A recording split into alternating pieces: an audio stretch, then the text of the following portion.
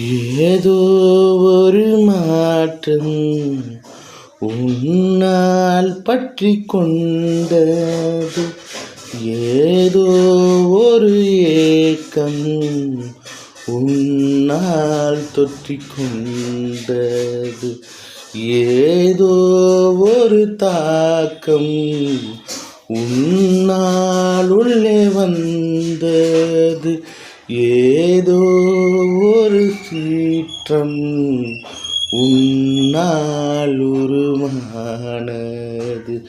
அடியே உன்னடையில் என்னை இழந்தேன் உனக்காக, அடியே பிறை நெற்றி என்னை கொளுத்துது முழுதாக. காதல் வந்தது உன்